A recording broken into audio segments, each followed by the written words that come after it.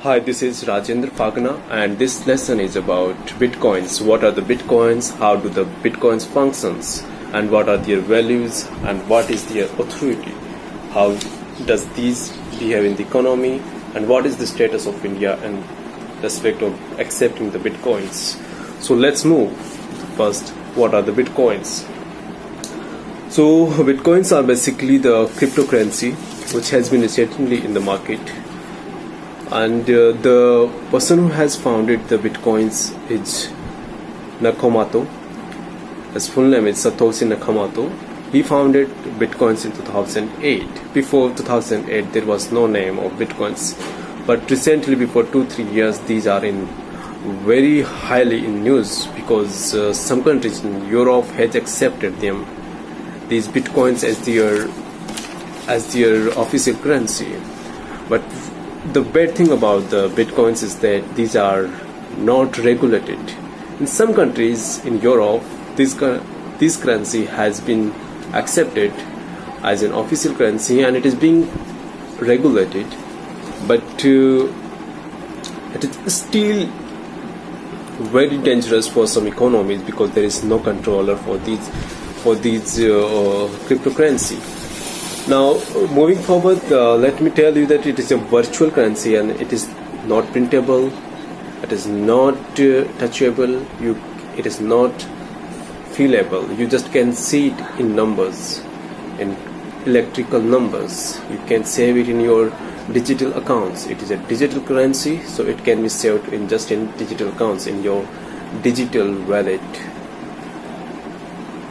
So going for the technical definition of bitcoins is a cryptocurrency and worldwide payment system. It is the first decentralized digital currency. This system works without central bank or single administration.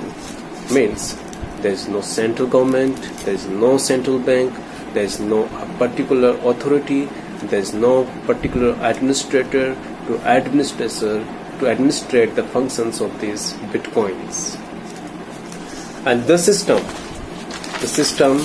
enables the users to send between users without passing through a central authority such as a bank or payment gateway. Means if you wanted to have a bitcoin, then you can contact any anonymous person who want to give you a bitcoin. It might be in exchange of any service or any values or anything. It might be in exchange of some monies, it might be in exchange of some rupees, it might be in exchange of some dollars, or it might be in exchange of any other currencies of any other country.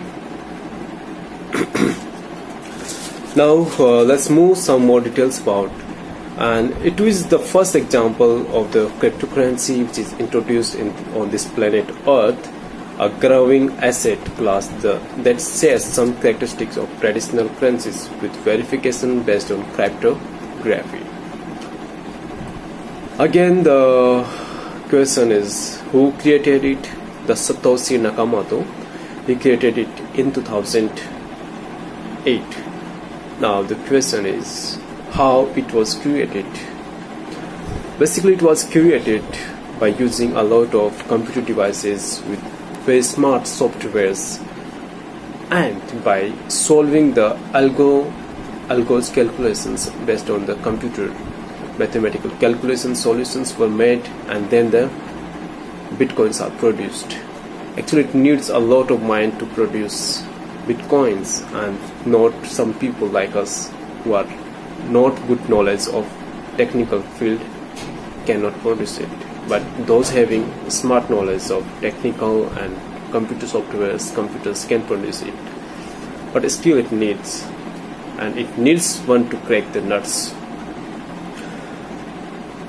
Now, why it is different from other currencies? Why the people are talking about this currency and not the other currencies, and why it has become so important for people? So it is different because Bitcoin can be used to pay for things electrically if both parties are willing. It cannot be paid to anyone. It can be paid only to those people who are willing to buy it or to sell it. Suppose you are the buyer and I'm the seller, then I can sell only you. I cannot sell it to any other person who is not interested or not in need of having any bitcoins.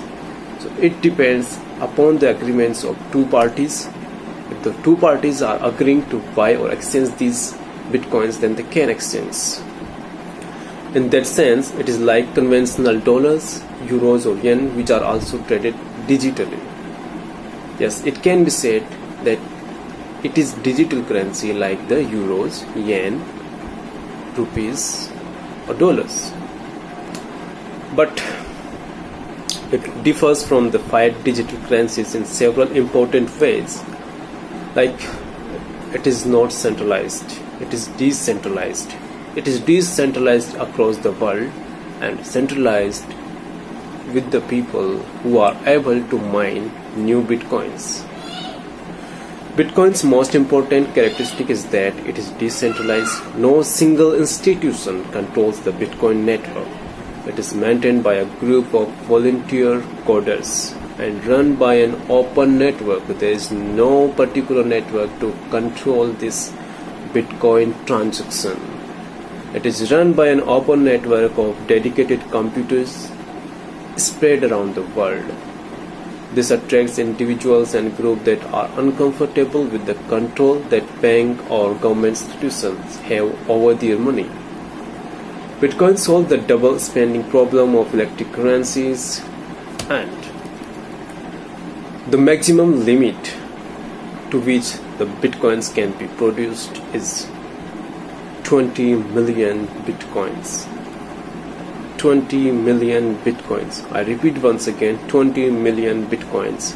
Once this limit of 21 million bitcoins reached, there will be very limited supply, or I'll say a fixed supply, but the demand will be high. So theoretically this will increase the value of the bitcoins, maybe $10,000, $50,000 or more than it if it continued. And it is pseudonymity. Now let's talk about the pseudonymity of bitcoins. While senders of traditional electronic payments are usually identified, users of Bitcoin in theory operate in semi-anonymity. There are anonymous sender, there are anonymous receiver of the Bitcoins. There is no proof that who is receiving your Bitcoin and who is sending to you the Bitcoins. So there is no identity of the sender and the receiver. It is absolutely anonymous. There is no control, there is no administration, there is no legal right to claim any fraud in this case.